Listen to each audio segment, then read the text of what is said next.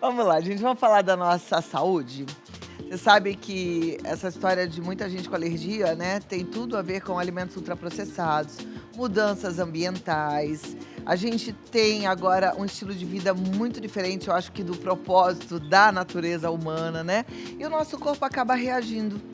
E, de certa forma, reagindo de forma ruim. E tudo isso pode contribuir com esse aumento do número de pessoas alérgicas, não só no Brasil, mas no mundo todo.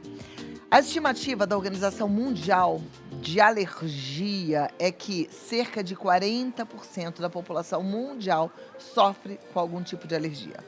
Para conversarmos mais sobre esse assunto, eu recebo hoje a alergista médica doutora Verônica Tavares. Seja bem-vinda, obrigada Olá. por estar aqui. Tudo bem, Cláudia? Bom Prazer. te receber, obrigada. Prazer é sentar meu, aqui vamos lá? pouquinho. Ricardo Silva, nosso músico que está acompanhando hoje. Ricardo, fica à vontade se você tiver alguma dúvida, quiser perguntar alguma coisa. Também se precisar sair para dar uma relaxada, a casa é sua, tá bom? Vamos lá, doutora. Alergias são várias e elas se manifestam de várias formas, né? Tem Isso. alguma mais frequente? Olha, Cláudia, na verdade, exatamente, alergia temos muitas. Eu costumo brincar que se não fossem tantas, a gente não teria uma especialidade só para tratar. A gente tem as mais comuns, que são as respiratórias, a rinite, né? Vivendo em São Paulo, acho que todo mundo tem. Mas a gente tem visto um aumento importante das alergias alimentares, das alergias de pele, enfim, alergias pelo corpo inteiro. E tem algumas pessoas que têm umas alergias muito diferentes, né? Sim. E difíceis, inclusive, de diagnóstico. Isso, eu brinco lá no consultório que todo alergista é um pouco detetive, tá? A gente nunca pode falar não para algo que é suspeito e a gente vai investigando o dia a dia, a rotina, as mudanças na rotina até chegar num diagnóstico. Nem sempre é simples, mas muitas vezes o problema está onde a gente menos imagina, sabe? Às vezes a gente pensa em uma coisa, é a comida, e às vezes não é esse o problema. Então, tem que investigar. Eu fico imaginando que seja realmente um trabalho de detetive.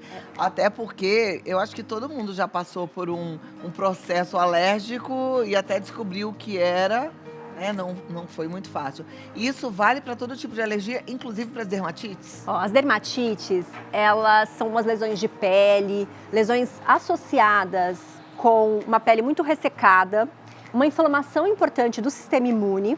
E a dermatite, eu até quis trazer, que eu acho importante, que muita gente associa à alergia alimentar. E as dermatites não têm relação com os alimentos na grande maioria das vezes. É uma doença genética, né, o próprio corpo desenvolve. Pessoas que têm um tipo de inflamação, que têm uma genética alérgica, então normalmente herda do pai ou da mãe, tem uma associação com rinite e com asma muito grande, mas com alimentos não. Olha que interessante. Eu já vi pessoas, me lembro de uma amiga que uma vez teve, como, não sei se é dermatite que fala, mas uma alergia assim no olho e que era de esmalte, tem até isso. A dermatite, essa é uma dermatite atópica, mas a gente tem as dermatites de contato e elas são associadas a produtos externos, que ao ter contato com a pele, desenvolve uma dermatite. E o esmalte é interessante, porque realmente é na face que dá. Olha que o mais coisa doida. comum Porque a gente passa na unha e desenvolve alergia, quer dizer, o sintoma vai no olho. Vai no olho, porque a gente coloca muito a mão na face, os olhos a gente costuma colocar, coçar, então é lá que ele vai desenvolver. Tá vendo? Trabalho de detetive mesmo, não é brincadeira não, né? Sim. Bom, então a dermatite, ela é mais comum do que a gente imagina e ela é normalmente proveniente de uma alergia respiratória. Ela não é proveniente, ela é irmã de uma alergia respiratória, tá? Essa é uma alergia, a dermatite ela é muito comum, principalmente na infância. Nós temos desde dermatite bem leve, aquela só nas dobras, tá? Os bebês costumam ter e pode desenvolver pela vida inteira, o paciente adulto também costuma ter. Isso pode afetar o corpo inteiro, influenciando muito na qualidade de vida, dá muita coceira. É um paciente que ele não dorme de tanto que ele coça.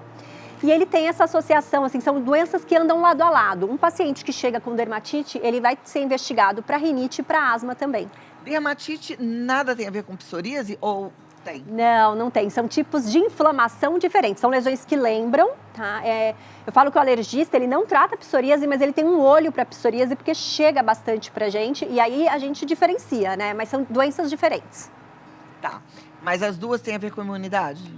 As duas vêm de uma inflamação do sistema imune, tá? O sistema imune libera uma inflamação na psoríase, uma inflamação do tipo TH1, enfim, e na dermatite TH2, mas vem do sistema imune. Eu falei na abertura, né, que a gente está num estilo de vida que não é saudável, a gente sabe disso. Acho que desde a Revolução Industrial a gente começou a bagunçar demais esse coreto e hoje em dia a gente vê esse número crescente de pessoas com alergia. Isso, apesar de não ter a ver com a alimentação, de certa forma tem, eu fico pensando, porque se a gente se alimenta bem, a gente tem uma imunidade melhor? Isso, eu acho que é super importante a gente diferenciar. Uma coisa é ser uma alergia alimentar, eu comer alguma coisa e ela me levar até um quadro desse. Outra coisa é a gente ter uma alimentação ruim, que vai interferir na nossa saúde como um todo, na saúde do nosso intestino, e isso, ao longo do tempo, vai levar numa piora do nosso sistema imune, na maneira como ele vai liberar os mediadores de inflamação. Então, sim, alimentos ultraprocessados, o uso de alguns tipos de detergentes, eles podem influenciar nisso. A gente já está estudando muita coisa, ainda vai aparecer muita coisa aí pelo tempo, mas a gente sabe que isso tem uma relação importante. Então, vida equilibrada, vida saudável vai ajudar a evitar alergias. Ok. Interessante isso que a medicina ela não é estática, né, gente? E por mais que a gente já esteja aí com essa civilização vivendo e tanta coisa acontecendo, ainda tem muita coisa para ser descoberta, né? Muito, muito. A gente todo dia tem algo novo. Isso é muito legal, porque todo dia a gente aprende uma coisa nova e, enfim, eu acho que é a graça da medicina também. Depois da dermatite, qual seria a alergia mais frequente? A alergia de pele, talvez a mais comum, é a urticária, que é aquela lesão que quando você pensa em alergia, você vai pensar numa urticária. É uma lesão elevada, vermelha, que coça, trouxe foto para mostrar também. E essa urticária, uma em cada 5 no mundo vai apresentar um episódio de urticária na vida. E olha que interessante, a urticária ela é uma alergia, mas a causa mais comum é infecção. Infecção? É. Uma infecção em outro lugar? Por exemplo, eu tô com uma infecção de garganta, eu posso ter uma urticária? Exatamente. Os vírus, né, que são culpados por milhares de coisas, eles também podem causar uma alergia. E não é um vírus em específico, não é o vírus que causa a urticária. O vírus da gripe, o vírus da diarreia, o vírus da dor de garganta, ele pode apresentar uma urticária. É o mais comum. Uau! Estresse, questões emocionais podem também afetar e gerar na pessoa algum tipo de sintoma assim? A gente fala que não existe uma alergia emocional, isso não existe. Mas o estresse é uma doença química no nosso corpo. Então ele vai influenciar sim na maneira com que o nosso sistema imune vai liberar os mediadores.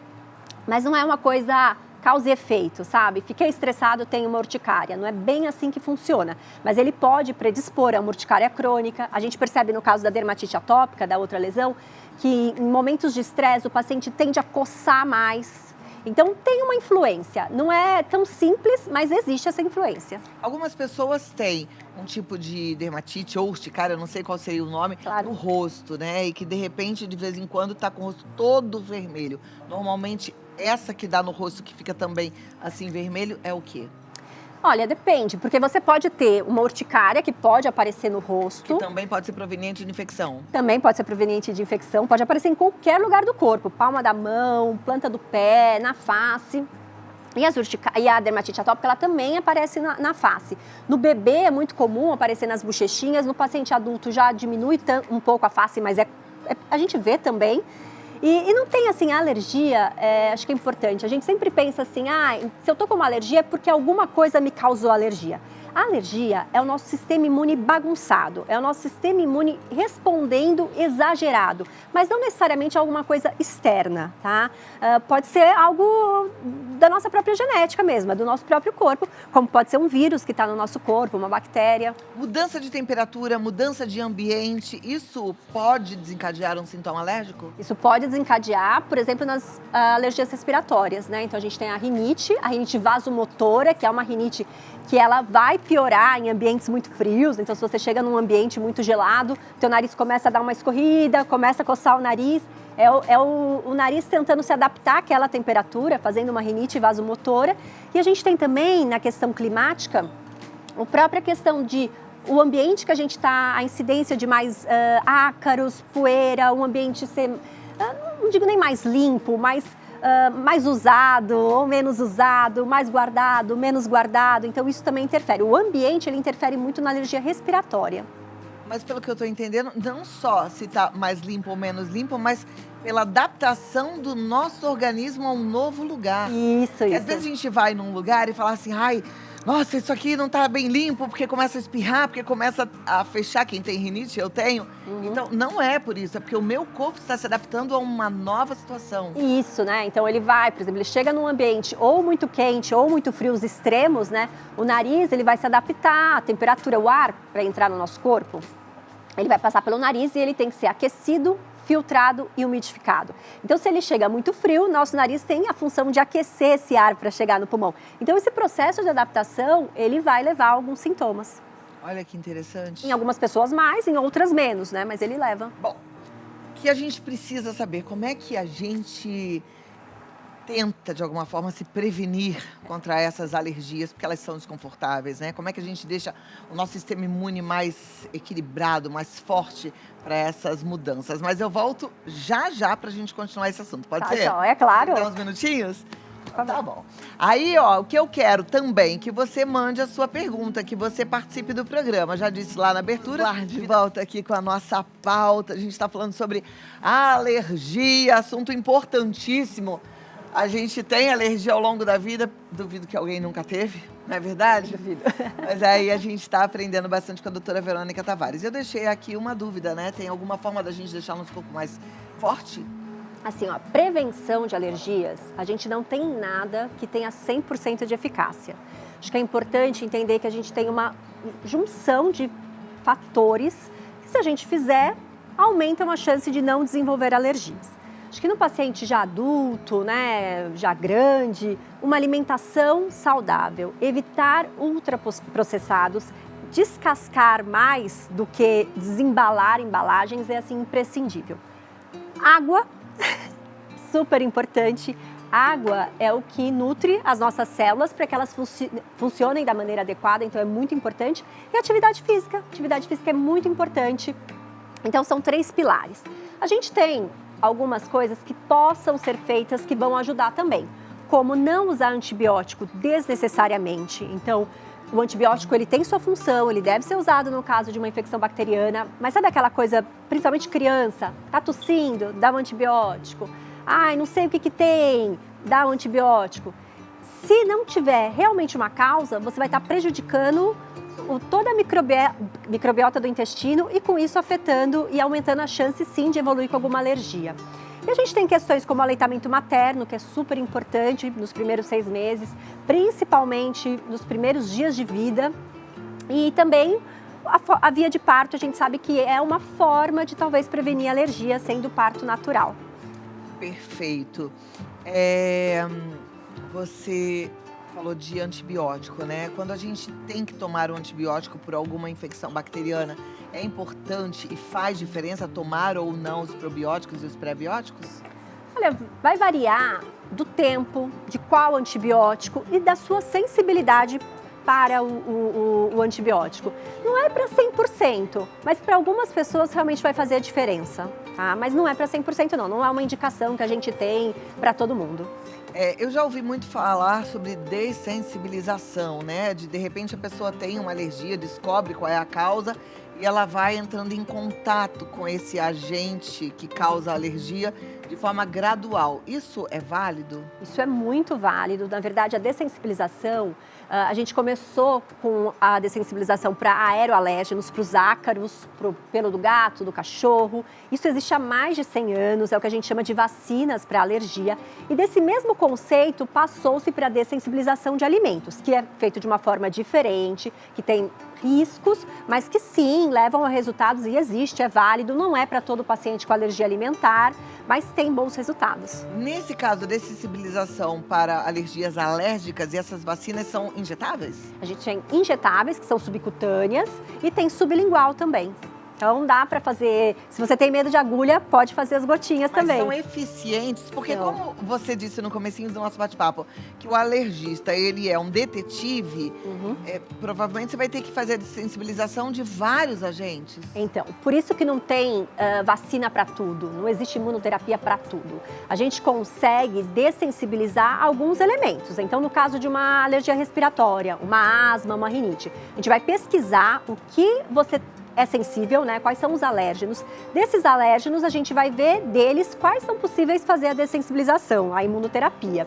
E aí, a partir disso, a dessensibilização ela é uma tolerância. A gente vai ensinar o seu sistema imune a tolerar aquele alérgeno. Não é cura, mas é o mais próximo de cura que a gente tem. É quase uma cura, né? Porque a gente vai ensinando ali o teu corpo que ele não precisa reagir toda vez que ele sentar no sofá que tem ácaros. Ele vai aguentar cada vez mais. Perfeito. Falando em alergias respiratórias, tem muita gente que associa a alergia respiratória a um alimento, né, que é a lactose. Isso é comprovado cientificamente? O leite vai causar alergia respiratória? Não, e aí tem uma super confusão, mas não. Não, esse é o mais importante, não vai. Leite não vai causar alergia respiratória. E aí a gente tem que diferenciar uma coisa muito importante. Alergias são causadas por proteínas, então a gente tem alergia à proteína do leite de vaca. A lactose, ela é um açúcar. O que ela pode causar é uma intolerância, uma dificuldade na digestão pela ausência da enzima lactase. Então ela vai dar indigestão, diarreia, estufamento. Isso. Agora, a alergia à proteína do leite, ela pode causar uma alergia grave, alergia anafilática, né, de ter que andar com caneta de adrenalina, não poder ter contato com nada de leite.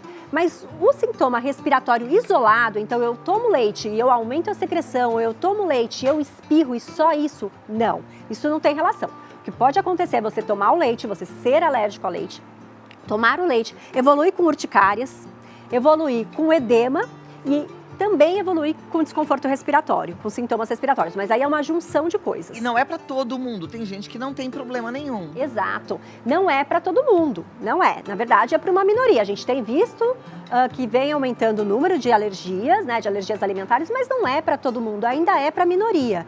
E eu acho que o mais importante quando a gente fala de leite, quando fala de glúten, é o equilíbrio, né? Uma coisa é ser alérgico, aí você não pode comer nada, mas outra coisa é só a questão do equilíbrio, é não exagerar. E é verdade que se a gente tira algumas dessas substâncias da nossa vida, a gente pode desenvolver uma intolerância a elas? Isso, é o caso da lactose. A lactose, nós nascemos digerindo lactose. O leite materno é o leite que mais tem lactose. Então o bebê digere lactose, que é uma beleza. Mas ao longo da vida a gente vai perdendo essa capacidade mesmo, é natural. Só que a gente tem ainda enzima lá. Tem os intolerantes, a pessoa que é sabiamente doente, ela realmente não produz a lactase ou produz uma quantidade muito pequena que não consegue digerir. Agora, se eu, que não tenho intolerância, resolvo parar, vou só comer alimento sem lactose, porque quero, porque acho que vai fazer bem, o que vai acontecer? O meu corpo vai entender que ele não precisa produzir a lactase. E aí, quando eu quiser comer, aí eu vou sofrer. Então, não tem por que tirar um alimento que não faz mal da sua dieta. É a mesma coisa para o glúten, né? Exatamente. Que de repente ficou na moda não comer glúten. Exatamente. Tem um mantra na alergia que é: a dieta tem que ser feita no limite da tolerância. Se não está te fazendo mal, não precisa ir procurar problema onde não tem. Vai na tolerância. É não exagerar também, porque os alimentos eles têm às vezes uma dificuldade de digestão, pode causar ali uma alteração na microbiota, uma desbiose, né, na saúde do intestino como um todo. Você ter uma dieta só baseada em glúten não é saudável, mas você comer adequadamente não faz mal nenhum. Alergia é hereditário? Tem um componente hereditário, principalmente as alergias que a gente chama de IgE mediadas, como a rinite, a asma, a dermatite atópica. Se você tem um familiar, um pai ou mãe com uma dessas alergias, você tem 50% de chance de ter. Então, é hereditário e com uma chance de ter muito grande. Perfeito. Ó, a produção falou que já tem perguntas, eu fico feliz e animada. Quero já pedir para a doutora Verônica responder, tirar a sua dúvida. Se você ainda tem vontade de correr lá para participar, dá tempo. Vida Melhor Oficial. Vou te pedir mais uns minutinhos e a gente continua. Ricardo, alguma dúvida sobre alergia? Não, dizem que a grande parte das alergias, elas vêm da questão alimentar, né? Tipo 90%, né? Tem alguns, eu li um estudo falando que 90% vem da alimentar E aí tem aquela questão, por exemplo, você vai... Eu tenho um caso de um amigo que ele não podia comer camarão, mas ele não sabia. E só foi saber o dia que comeu. Tem alguma coisa que você possa fazer antes disso acontecer? Porque para você não ser surpreendido, você comer alguma coisa que você não pode, né? Algum teste que você faça antes e você, de repente, tem um panorama das coisas que você...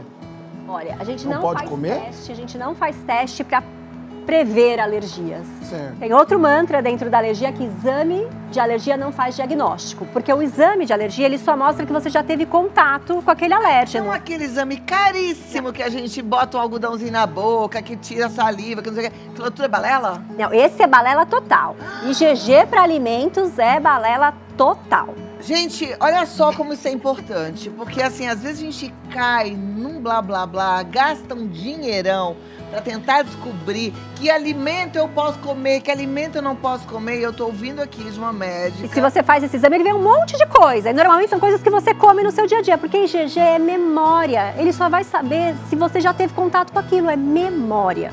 Exame de alergia é o IgE. E mesmo assim, ele não faz diagnóstico se você não tiver uma história com aquele alimento. Então, eu como camarão, eu coço a garganta, eu tenho um exame positivo. Você é alérgica. Eu como camarão, não tenho nada, mas eu tenho ali um exame positivo baixo. Não significa nada. Agora, você tinha comentado uma coisa antes, mas aí eu queria que a doutora respondesse. É verdade que a maioria das alergias tem uma procedência da alimentação, não, né? Não. A alimentação entra naquela questão de vida saudável, de saúde para o nosso corpo como um todo. Mas não, as nossas alergias elas não são provenientes de alimentos, todas, não. Isso não tem relação. Tem a ver com o sistema imunológico. Exatamente, pensando no equilíbrio do corpo. Perfeito. Volto aqui já, Verônica. Tá bom? Continuar. Lembrando de uma... Você falou que, ele falou, né? Às vezes a pessoa sente uma coceirinha na garganta. Ah, você falou, comeu um camarão, sentiu uma coisinha, faz o exame e deu positivo. Quando a gente sente um desconforto com algum alimento, é porque a gente pode ter uma alergia a esse alimento? É bom evitar? Na verdade é o seguinte, a gente tem que entender qual é esse desconforto. Se esse desconforto são sintomas compatíveis com a alergia ou são sintomas compatíveis com uma digestão ruim ou só uma associação aleatória. Então, se forem sintomas compatíveis com uma alergia, com risco de uma alergia grave, anafilática, aí sim, comprovada essa alergia, feito o teste, tendo certeza que tem alergia, é importante que você exclua isso da sua dieta. Mas, ao mesmo tempo, Cláudia, de novo, não só das intolerâncias, mas quando a gente exclui um alimento, sem a gente ter uma alergia, a gente pode vir a desenvolver alergias também. Então, o teste, por que a gente não faz? Acho que é importante falar, por que a gente não faz o teste para saber se eu tenho alergia? Porque o teste positivo, ele não me dá o diagnóstico, ele só me mostra que eu sou sensível para aquele alimento. Por exemplo, o ovo. Dá lá que eu tenho um teste positivo para ovo. Só que se eu parar de comer ovo, eu posso virar uma alérgica, e uma alérgica grave. Eu posso morrer se eu tiver contato com o ovo. Olha. Então, não pode fazer dieta de restrição desnecessária. Isso é muito importante. Perfeito. Essa é uma informação que eu gostei muito de receber.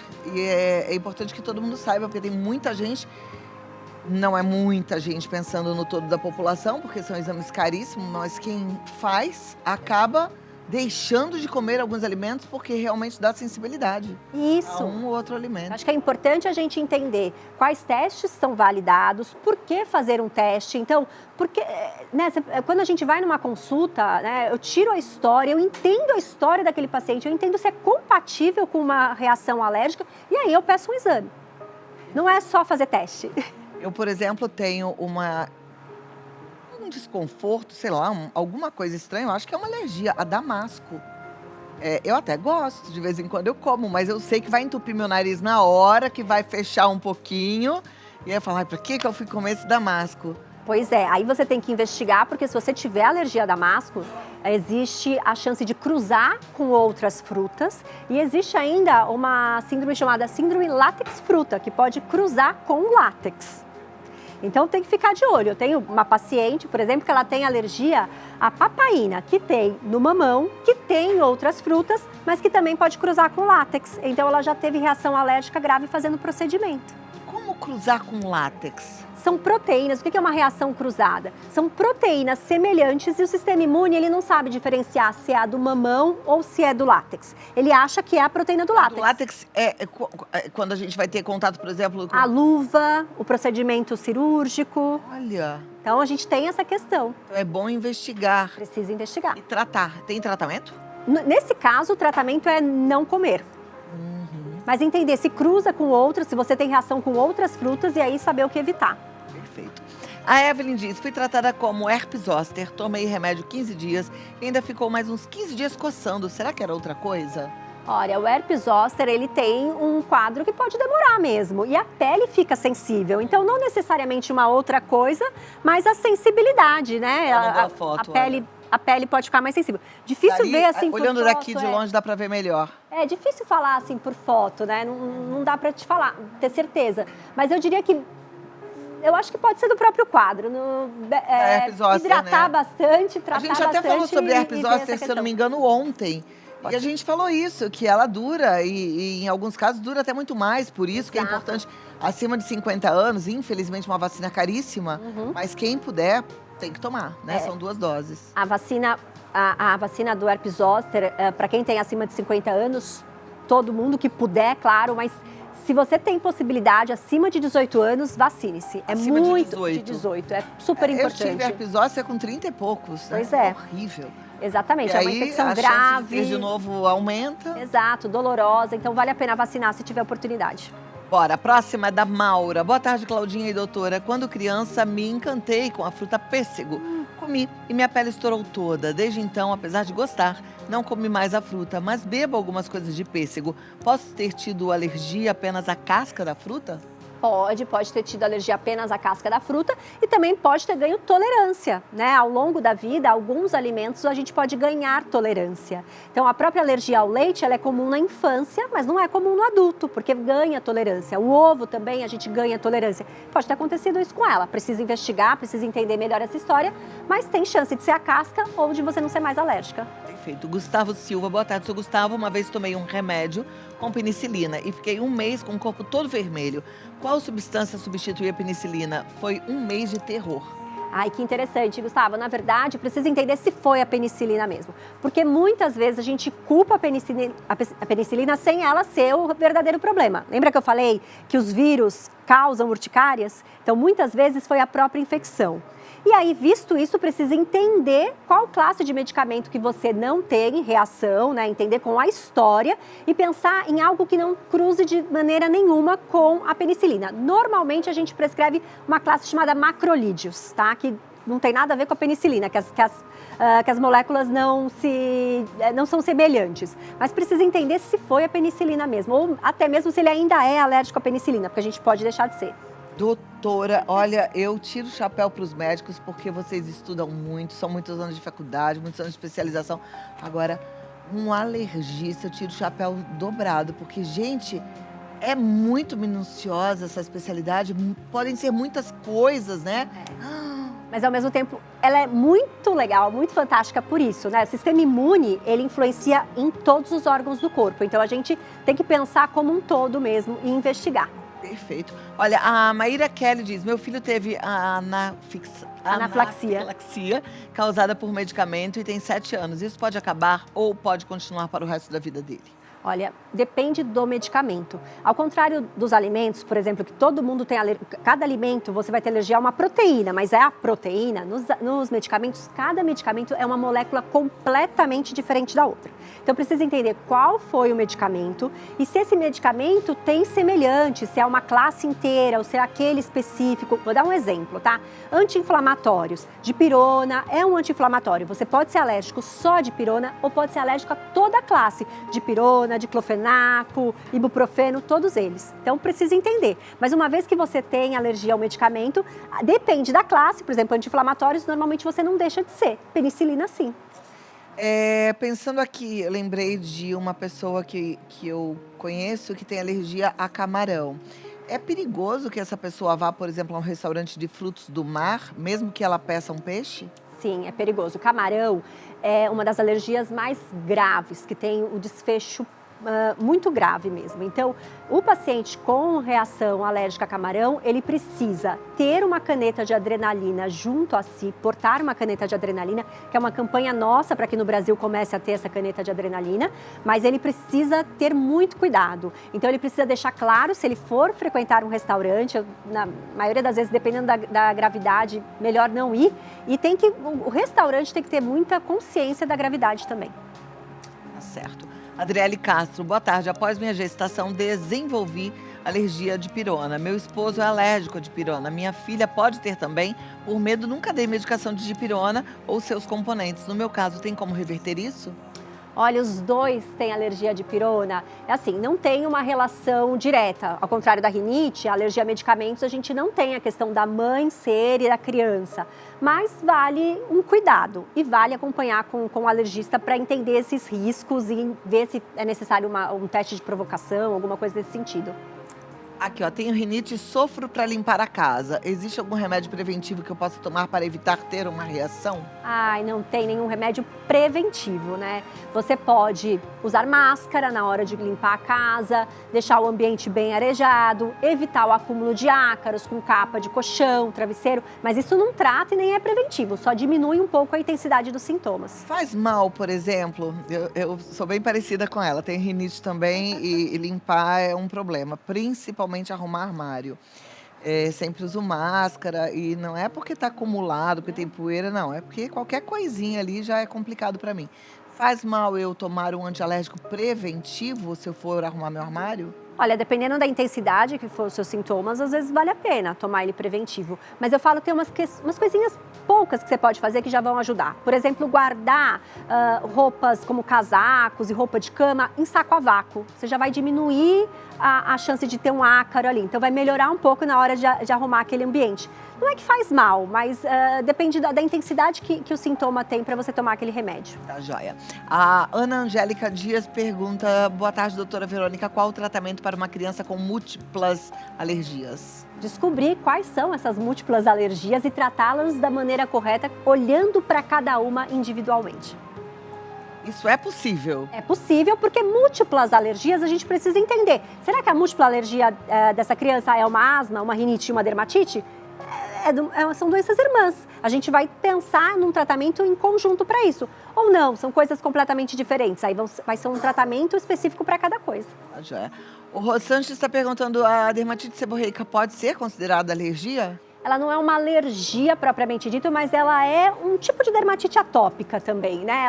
Normalmente, pacientes com dermatite atópica no corpo têm dermatite seborreica, que é o aumento da produção de sebo, de gordura pelo couro cabeludo. Então, a gente se você só tiver dermatite seborreica, o dermatologista vai tratar isso melhor. Se você tiver uma dermatite atópica associada, aí o alergista às vezes dá conta do recado.